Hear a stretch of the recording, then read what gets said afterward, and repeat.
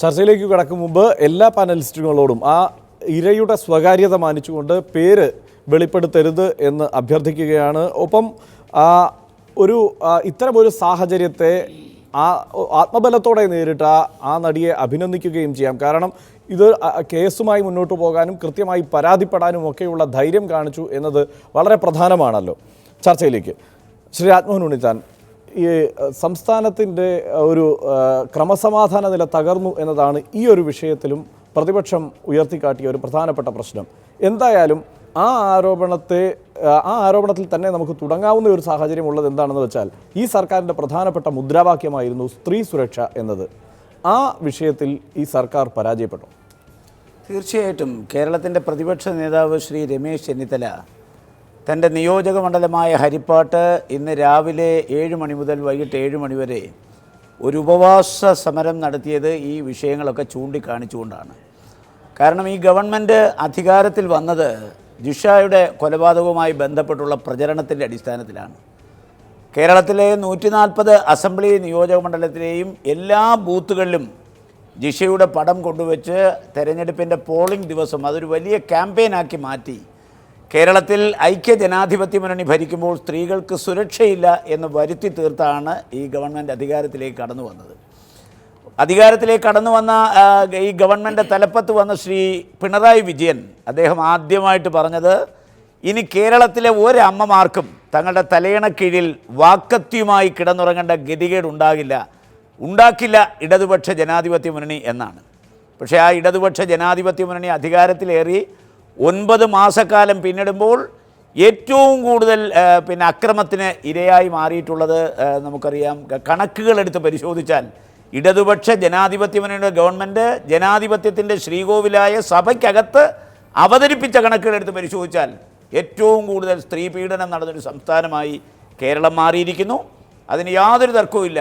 തീർച്ചയായും അതിന് ആ ഒരു ആരോപണത്തിൻ്റെ സ്വഭാവത്തിൽ പ്രതിപക്ഷം നിർത്തിയതുകൊണ്ട് നമ്മൾ ചർച്ച അങ്ങനെ ആരംഭിച്ചു. നമുക്കതിലേക്ക് തിരിച്ചു വരാം. ശ്രീ ജോർജ് ജോസഫ്, ഇതൊരു ഏത് സർക്കാരിൻ്റെ കാലത്തായാലും എപ്പോഴായാലും ഒരു ക്രിമിനലിൻ്റെ മനസ്സ് തന്നെയായിരിക്കും. ഇയാൾ ഒരു കൊടിയ കുറ്റവാളിയാണ് എന്ന കാര്യത്തിൽ സംശയമില്ല. പല കേസുകളും ഈ പുതിയ സാഹചര്യത്തിൽ പുറത്തു വരുന്നു എന്നതൊക്കെയാണ് ഏറ്റവും ഒടുവിൽ വന്ന വാർത്ത. 13 കേസുകൾ അയാൾക്കെതിരെ ഉണ്ട് എന്ന വാസ്തവവുമുണ്ട്. അതുകൊണ്ട് ഒരു കാലത്തെ നമ്മൾ പറഞ്ഞിട്ട് കാര്യമില്ല, ഒരു ഭരണത്തെ പറഞ്ഞിട്ട് കാര്യമില്ല. അത് ആ ക്രിമിനലിൻ്റെ നടപടിയാണ് എന്ന നിലയ്ക്ക് അതിനെ വിലയിരുത്താൻ കഴിയും. തീർച്ചയായിട്ടും അത് ആ നടി തൻ്റെ ഇങ്ങനെ ഒരു സെലിബ്രിറ്റിയായ ഒരു നടി തൻ്റെ ഏറ്റവും അടുത്ത അല്ലെങ്കിൽ വിശ്വസ്തരായ അല്ലെങ്കിൽ അടുപ്പമുള്ള ഒരു ഡ്രൈവറെ തന്നെ വെക്കാവുള്ളൂ. ഇത്രയും ക്രിമിനൽ ബാക്ക്ഗ്രൗണ്ടുള്ള പൾസർ സുനിലിനെ പോലെ ഒരു ഡ്രൈവറെ എന്തുകൊണ്ട് ആ നടി തൻ്റെ ഡ്രൈവറായിട്ട് വെച്ചു എന്ന് മനസ്സിലാകുന്നില്ല. അതേസമയത്ത് ആ കുട്ടി എന്തുമായാലും ശരി ഈ സംഭവം വെളിയിൽ പറയാൻ ആദ്യം മടിച്ചു. പക്ഷേ പോലീസ് എന്തായാലും അതിനെ പോലീസിനെ ശ്ലാഘിക്കാതിരിക്കാൻ ഒക്കില്ല. എന്തോ ആദ്യം മുതലേ തന്നെ പോലീസിന് ആ മാർട്ടിനെ സംശയം തോന്നി. അതോടുകൂടി മാർട്ടിൻ്റെയും സുനിലിൻ്റെയും അവരുടെ കോൾ ഡീറ്റെയിൽസ് എടുത്തു കഴിഞ്ഞപ്പം കഴിഞ്ഞ 2-3-4 ദിവസം കൊണ്ട് അവർ തമ്മിലുള്ള കോൾ ഡീറ്റെയിൽസും ഈ പ്രതികൾ കിട്ടാനുള്ള പ്രതികളുടെ ആയിട്ട് ബന്ധപ്പെട്ടുള്ള കോൾ ഡീറ്റെയിൽസും പോലീസ് അന്നേരം തന്നെ കണ്ടെടുത്തുകൊണ്ട് ഇതിനൊരു ഡിറ്റക്ഷനിലേക്ക് ഈ കേസ് വന്നു. അതിന് എന്തായാലും പോലീസിനെ ഞാൻ അഭിനന്ദിക്കുകയാണ്. പക്ഷേ ഇത് ഒരു പോലീസ് ഇപ്പം പോകുന്നത് ഒരു പ്രതിയെ കിട്ടാൻ താമസിച്ചാലും ശരി, എങ്ങനെ വന്നാലും ശരി, ഒരു 30 ദിവസത്തിനകം ചാർജ് കൊടുത്ത് മാതൃകാപരമായിട്ട് ഈ കേസൊന്ന് ശിക്ഷിപ്പിക്കാൻ നോക്കിക്ക്. അതിന് ഇത്രയും നല്ലൊരു ഒരു IG-യുടെ നേതൃത്വത്തിൽ തന്നെ 7-8 പോലീസ് ഉദ്യോഗസ്ഥന്മാരുടെ ഒരു സംഘം തന്നെ രൂപീകരിച്ചിട്ടുണ്ട്. എന്തായാലും മാതൃകാപരമായിട്ട് ഏതായാലും UDF വന്നാലും ശരി, LDF വന്നാലും ശരി, എന്നെപ്പോലുള്ളവർ നോക്കുന്നത് സ്ത്രീകൾക്ക് സുരക്ഷത വളരെ കുറവ് തന്നെയാണ്. സ്ത്രീകൾക്ക് രാത്രി നടക്കാൻ ഒക്കില്ല. പിന്നെ ഇതിനകത്ത് ഇവിടെ പ്രധാനപ്പെട്ട പ്രശ്നം ശ്രീ ജോർജ് ജോസഫ്, സാധാരണ പോലീസിലേക്ക് വരുമ്പോൾ, പോലീസിൻ്റെ നടപടികളിലേക്ക് വരുമ്പോൾ തീർച്ചയായും കൃത്യമായി ഇടപെട്ടുകൊണ്ട് ആളെ കണ്ടെത്താൻ വേണ്ട ശ്രമങ്ങൾ നടത്തുന്നുവെന്നും മാർട്ടിനെ സംശയിച്ചു എന്ന ഒരു പ്രധാനപ്പെട്ട കാര്യം അവിടെ സംഭവിച്ചു എന്നുമൊക്കെ അഭിനന്ദിക്കാം. പക്ഷേ ഈ 12 മണിക്ക്, ഇന്നലെ രാത്രി 12 മണിക്ക് ടവർ ലൊക്കേഷൻ ഐഡൻറ്റിഫൈ ചെയ്തതാണ് ഈ പറഞ്ഞ പൾസർ സുനിയുടെ. അയാൾ എവിടെയുണ്ട് എന്നത് ഈ പറഞ്ഞ പനമ്പള്ളി നഗറിനും ഗിരിനഗറിനും ഇടയ്ക്ക് ഉണ്ട് എന്നത് കണ്ടെത്തിയതാണ്. പക്ഷെ പിന്നീട് അങ്ങോട്ട് പോലീസിന് താമസമാണ് എന്നാണ് തോന്നുന്നത്. ഇല്ല, അതെ, ഈ പൾസർ സുനി ഞാൻ മനസ്സിലാക്കിയത് അയാളൊരു സിനിമാ നിർമ്മാണ കമ്പനിയുമായിട്ട് ബന്ധപ്പെട്ട ഒരാളാണ്. അതുകൊണ്ട് പല ആർട്ടിസ്റ്റിനും താരങ്ങൾക്കൊക്കെ ഇയാളുമായിട്ട് നല്ല ബന്ധമുണ്ട്. അതുകൊണ്ട് നമ്മൾ വിചാരിക്കുന്ന തരത്തിലുള്ള ഒരാളല്ല പൾസർ സുനിൽ. അതുകൊണ്ട് ഒളിക്കാനൊക്കെ ഇയാൾക്ക് വളരെ ഈസി ആയിട്ട് നടക്കും. അത് സ്വല്പം സമയം എടുത്താലും ശരി, പോലീസ് പിടിക്കട്ടെ.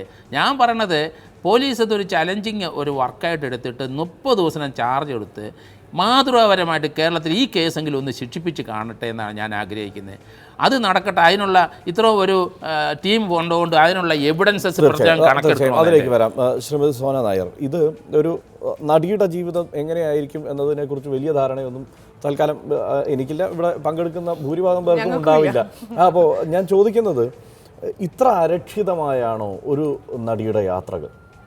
അലക്ഷിതം എന്ന് പറയാൻ പറ്റില്ല. ഇപ്പോൾ ഇത് നേരത്തെ നിങ്ങളൊക്കെ സൂചിപ്പിച്ചതുപോലെ വളരെ പരിചിതമായിട്ടുള്ള ഒരു വ്യക്തിയോടൊപ്പമാണ് യാത്ര. അപ്പം ഇത് അലക്ഷ്യം എന്ന് പറയാൻ പറ്റില്ല. കാരണം നമ്മളെപ്പോലുള്ള വ്യക്തികൾ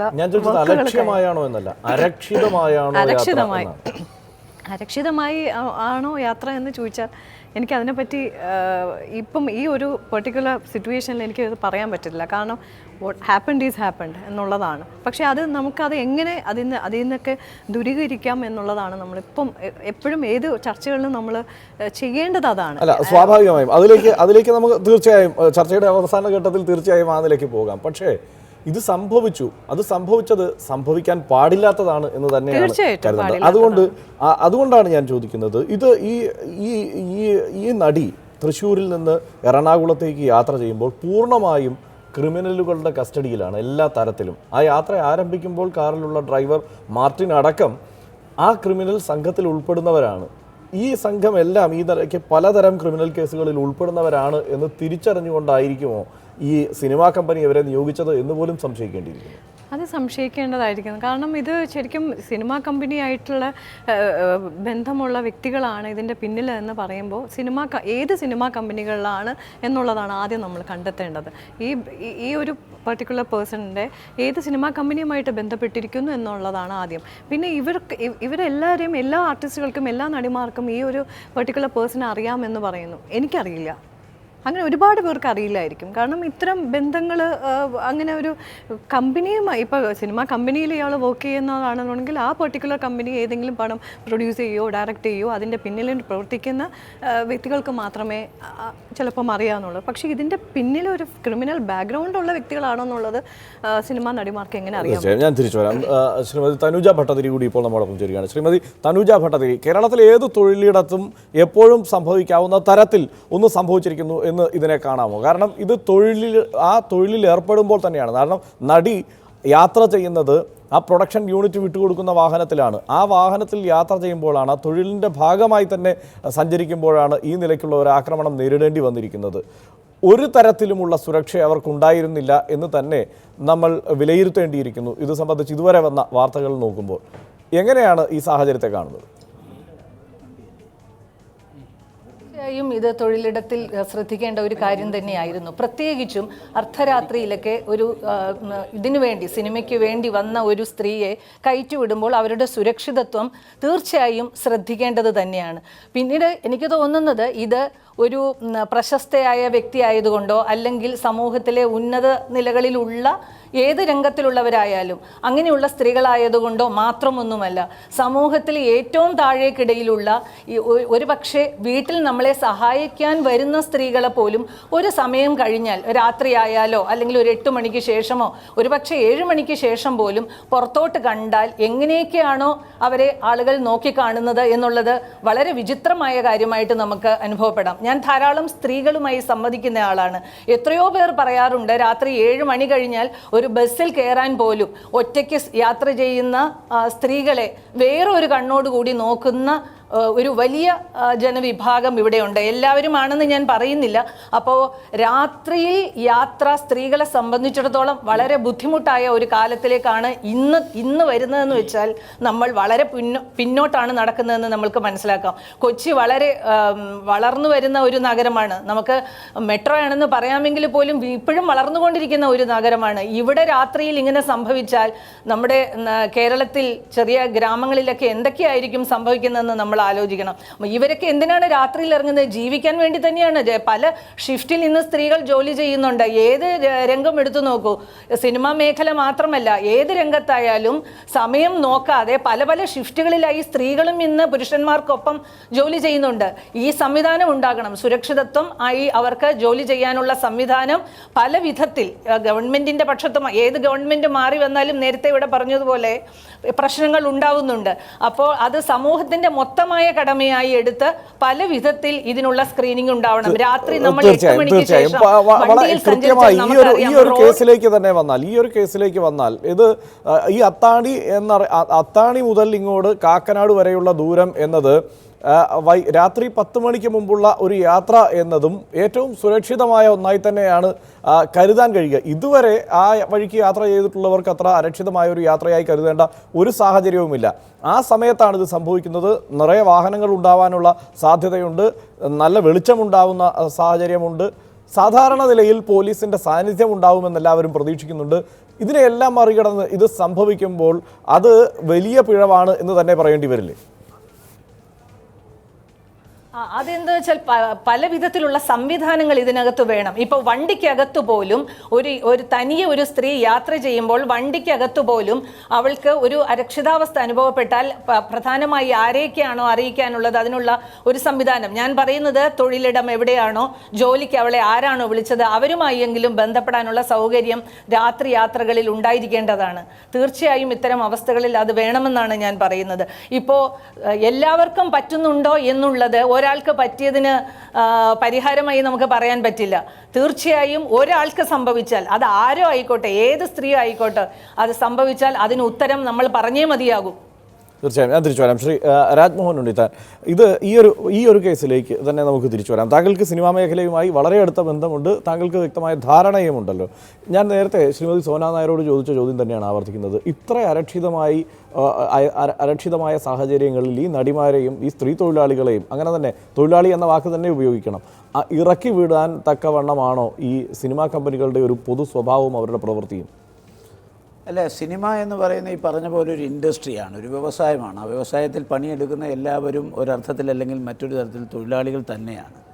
ഇവിടെ നമ്മൾ മനസ്സിലാക്കേണ്ട ഒരു കാര്യം, മലയാള സിനിമയിലെ ഏറ്റവും പ്രശസ്തയായ ഒരു നടിയാണ് ആക്രമണത്തിന് ഇരയായി വന്നിരിക്കുന്നത്. ഈ നടിയുടെ സ്റ്റേച്ചറിലുള്ള ഒരു നടിയെക്കുറിച്ച് നമ്മൾ ചർച്ച ചെയ്യുമ്പോൾ ഇവർക്ക് ഈ സിനിമാ മേഖലയുമായി ബന്ധപ്പെട്ട അഭിനേതാക്കൾ, അത് ആണാകട്ടെ പെണ്ണാകട്ടെ, അവർക്ക് ഏറ്റവും നല്ല സംവിധാനങ്ങളാണ് സിനിമാ കമ്പനികൾ ഒരുക്കി കൊടുക്കുന്നത്. ഇപ്പോൾ ഷൂട്ടിംഗ് നടക്കുന്ന എവിടെയാണോ അവിടെ വിമാനത്തിൽ വരാൻ സൗകര്യം ഉണ്ടെങ്കിൽ വിമാന ടിക്കറ്റ് അറേഞ്ച് ചെയ്ത് കൊടുക്കും. ഇവരുടെ കാറ്റഗറിയിൽപ്പെട്ട ഒരു നടിയുടെ കാര്യം ഞാൻ പറയുന്നത്. അതല്ല, ഫസ്റ്റ് ക്ലാസ് AC തീവണ്ടിയിലാണെങ്കിൽ ഫസ്റ്റ് ക്ലാസ് AC ടിക്കറ്റ് എടുത്ത് കൊടുക്കും. ഫസ്റ്റ് ക്ലാസ് ഇല്ലാത്ത ട്രെയിനുകളിലാണെങ്കിൽ സെക്കൻഡ് ക്ലാസ് AC എടുത്ത് കൊടുക്കും. ഇപ്പോൾ സ്ത്രീകളാണെങ്കിൽ സ്ത്രീകളോടൊപ്പം സഞ്ചരിക്കാൻ അവരുടെ ആയമാർ കാണും. പ്രത്യേകിച്ച് ഇവരുടെ സ്റ്റേച്ചറിലൊരു നടിക്ക് ആയമാർ നിർബന്ധമാണ്. അപ്പോൾ സ്വന്തമായി ഇവർക്ക് കാറുള്ളവരാണെങ്കിൽ കാറിൻ്റെ ഫെസിലിറ്റി എല്ലാം ഈ സിനിമാ കമ്പനികൾ നോക്കും. ഇനി അതല്ല, സിനിമാ കമ്പനി അയച്ചു കൊടുക്കുന്ന കാറിലാണ് അവർ യാത്ര ചെയ്യുന്നതെങ്കിൽ ഒരു കാരണവശാലും അവർക്ക് യാതൊന്നും അവിശ്വസിക്കേണ്ട കാര്യമില്ല. ഇവിടിപ്പോൾ നമ്മൾ ഈ നടിയുമായി ബന്ധപ്പെട്ട കാര്യം ചർച്ച ചെയ്യുമ്പോൾ ഒരു കാര്യം വളരെ വ്യക്തമാണ്. ഈ സ്ത്രീ സിനിമാ കമ്പനിയുടെ കാറിലായിരിക്കില്ല ഈ ഷൂട്ടിംഗ് ലൊക്കേഷനിൽ നിന്ന് അവരുടെ വീട്ടിലേക്ക് അല്ല, അങ്ങനെയല്ല. ഇത് അഭിനയിക്കാനായി കൊച്ചിയിലേക്ക് വരികയാണ്. അത് സിനിമാ കമ്പനി വിട്ടുകൊടുത്ത കാറിൽ, സിനിമാ കമ്പനി വിട്ടുകൊടുത്ത കാറിൽ ഒരു കാരണവശാലും സിനിമാ കമ്പനി ഉത്തരവാദിത്വമില്ലാത്ത ആരെയും വിട്ടുകൊടുക്കില്ല. അത് 100% ഞാൻ ഉറപ്പിച്ച് പറയാം. സിനിമാ കമ്പനി അയച്ചു കൊടുക്കുന്ന അവർക്ക് ഈ നടിയെ അവിടുന്ന് കൊണ്ട് ലൊക്കേഷനിൽ എത്തിക്കുകയും തിരിച്ചെത്തിക്കുകയും ചെയ്യുന്നതിനുള്ള പൂർണ്ണമായ ഉത്തരവാദിത്വമുണ്ട്. ഈ മേഖലയിൽ നിൽക്കുന്ന ആരെങ്കിലും ഒരിക്കൽ ഒരു തെറ്റ് ചെയ്താൽ ആ ചെയ്തവൻ പിന്നെ ഈ മേഖലയിൽ പ്രവർത്തിക്കാൻ ആരും അനുവദിക്കത്തില്ല. അങ്ങനെ ഒരു തെറ്റ് സംഭവിച്ചതായി ഞാൻ 21 മലയാള സിനിമയിൽ അഭിനയിച്ചിട്ടുണ്ട്. എനിക്ക് ഇന്ന് വരെ ഫീൽ ചെയ്തിട്ടില്ല. അതൊരു